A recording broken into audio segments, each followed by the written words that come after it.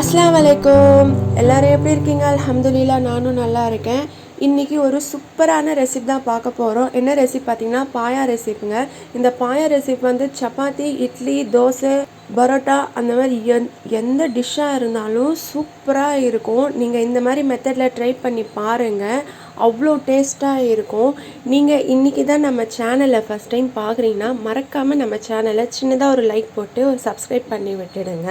சரி வாங்க இப்போ நம்ம வீடியோக்குள்ளே போகலாம். இப்போ வந்து நான் பாயா வந்து நான் குக்கரில் தண்ணி போட்டு எடுத்துக்கினேங்க.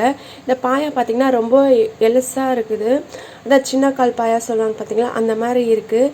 அதனால் இது வந்து சீக்கிரமாக வெந்துடும். ஒரு சில பெரிய ஆட்டுக்கால் பார்த்திங்கன்னா அது எத்தனை விசில் விட்டாலும் வேகாது. அந்த மாதிரி இருக்கிறவங்க என்ன பண்ணுறீங்கன்னா நைட்டே நீங்கள் வந்து இந்த மாதிரி க்ளீன் பண்ணிவிடுங்க. அது ஏன்னா இந்த தீச்ச இடத்துல இந்த கருப்பாக முடியெல்லாம் இருக்கும்.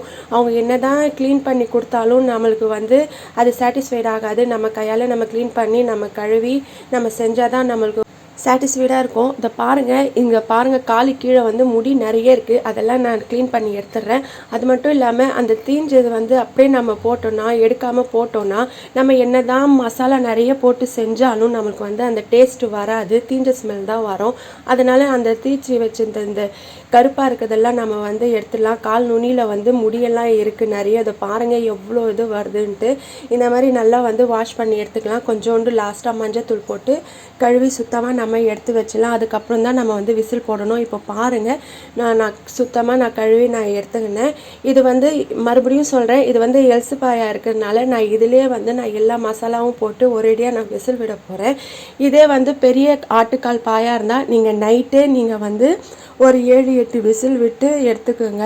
அப்புறமா இந்த மாதிரி மெத்தட் நீங்கள் ட்ரை பண்ணுங்கள். இப்போது நான் இது வந்து சீக்கிரமாக வெந்துடனால நான் வந்து இதிலே எல்லாம் போட்டுறேன். நான் பெரிய வெங்காயம் வந்து 2, தக்காளி 2, வீட்டு மிளகாத்தூள் 2 ஸ்பூன், பச்சை மிளகா 2, சக்தி மிளகாத்தூள் 1 ஸ்பூன், கல்லுப்பு தேவையான அளவு, மஞ்சத்தூள் சிட்டிக்கி, இதையெல்லாம் வந்து நான் சேர்த்துக்கிறேன். முக்கியமான மெயின் இன்க்ரீடியன்ட்ஸ் என்னென்னு பார்த்தீங்கன்னா இஞ்சி பூண்டு பேஸ்ட்டுங்க. இஞ்சி பூண்டு பேஸ்ட்டு வந்து ஒரு 3 ஸ்பூன் அளவுக்கு சேர்த்துக்குங்க. நான் ஏற்கனவே சொன்ன மாதிரி நீங்கள் இஞ்சி பூண்டு பேஸ்ட் வந்து அரைச்சி நீங்கள் ஸ்டோர் பண்ணி வச்சிங்கன்னா இந்த மாதிரி தேவைப்படும் போது நீங்கள் எடுத்து யூஸ் பண்ணிக்கலாம். எத்தனை ஒரு மாதம் ஆனாலும் கெட்டு போகாதுங்க. நீங்கள் பேஸ்ட்டு வந்து அரைச்சி வச்சுக்கோங்க. கடையில் இருக்க பேஸ்ட்டு தயவு செய்து வாங்கி யூஸ் பண்ணாதீங்க. இந்த மாதிரி நான் 3 ஸ்பூன் நான் சேர்த்துக்கிறேன் இஞ்சி பூண்டு பேஸ்ட்டு. அடுத்தது என்னன்னு பார்த்தீங்கன்னா எண்ணெய், சமையல் எண்ணெய். நீங்கள் சமையலுக்கு எந்த எண்ணெய் யூஸ் பண்ணுறீங்களோ அந்த எண்ணெய் ஊற்றுங்க.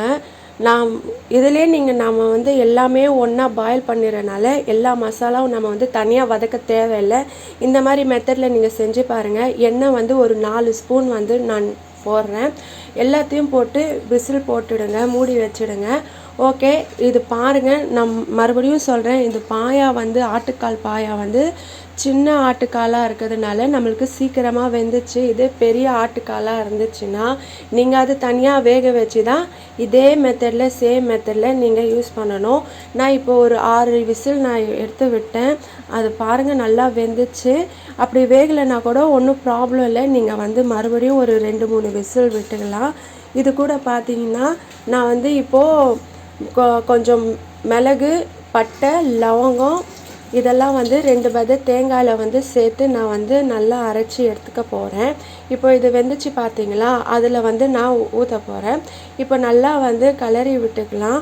ஏன்னா இப்போ நம்ம வந்து எல்லாமே மசாலா எல்லாமே ஒன்றா சேர்த்து நம்ம வந்து வேக வச்சனால நம்ம தனியாக வதக்கி செய்யணுன்ட்டு அவசியம் கிடையாது. இப்படியே செய்யலாம்.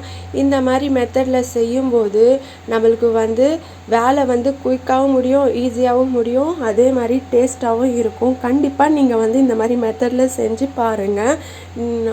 இப்போது நான் அந்த தேங்காய் ஊற்றுனனால கொஞ்சம் நேரம் ஒரு 10 நிமிஷம் வந்து நல்லா ஃபாஸ்ட்டில் வைங்க. நல்லா ஹை ஃப்ளேமில் வச்சு கொஞ்சம் நேரம் க்ளோஸ் பண்ணிவிடுங்க. அதுக்கப்புறம் லோ ஃப்ளேமில் ஒரு 5 நிமிஷம் வைங்க. அது எண்ணெய் தனியாக மசாலா தனியாக நல்லா திரிஞ்சு வரும். அந்த மாதிரி ஸ்டேஜில் கொத்தமல்லி போட்டு நீங்கள் ஆஃப் பண்ணிவிடுங்க. அவ்வளோதாங்க, சிம்பிள், ஈஸியாக நம்மளுக்கு வந்து பாயா ரெடி ஆயிடுச்சு. இந்த மாதிரி நீங்கள் கண்டிப்பாக வீட்டில் ட்ரை பண்ணி பார்த்துட்டு எப்படி இருக்குன்ட்டு எனக்கு கமெண்ட் பண்ணுங்கள். இந்த வீடியோ உங்களுக்கு பிடிச்சிருந்தா மறக்காமல் லைக் பண்ணி சப்ஸ்கிரைப் பண்ணிவிடுங்க. இப்போ நம்ம சேனலில் வந்து நான் வெறும் குக்கிங் டிப்ஸ் மட்டும் இல்லாமல் பியூட்டி டிப்ஸு, பெண்களுக்கு வந்து எப்படி வெளியே போகாமல் மாதம் வீட்டிலேயே சம்பாதிக்கலாம் அந்த மாதிரி டிப்ஸ் எல்லாம் நான் நிறைய சொல்லிட்டு வரேன். நீங்கள் வந்து கன்ஃபியூஸ் பண்ணிக்காமல் நீங்கள் வீடியோ பாருங்கள். நான் ப்ளேலிஸ்ட்டில் வந்து தனித்தனியாக ஆட் பண்ணி வச்சுருக்கேன் குக்கிங் டிப்ஸு, பியூட்டி டிப்ஸுன்ட்டு. நீங்கள் உங்களுக்கு எது வேணுமோ அதை போய் நீங்கள் ப்ளேலிஸ்ட்டில் போய் நீங்கள் பார்த்துக்கலாம். மறக்காமல் நம்ம சேனலை சப்ஸ்கிரைப் பண்ணிவிடுங்க. அவ்வளோதாங்க. இந்த மாதிரி நீங்கள் செஞ்சீங்கன்னா மறுபடியும் பாயா சாப்பிடாத பசங்க கூட நல்லா விரும்பி சாப்பிடுவாங்க. அந்த மாதிரி நுங்கு கன்சிஸ்டன்சி அளவுக்கு வந்து நல்லா வெந்து இருக்கும். நீங்கள் கண்டிப்பாக ட்ரை பண்ணி பாருங்கள். அது வேகலைன்னா அது டேஸ்ட் இருக்காதுங்க. அது நல்லா வேகும்போது தான் அதுக்குள்ளே இருக்க பாயாவோட சூப் இறங்கி டேஸ்ட்டு குடிக்கும். ஓகேங்க, நெக்ஸ்ட் வீடியோவில் பார்க்கலாம்.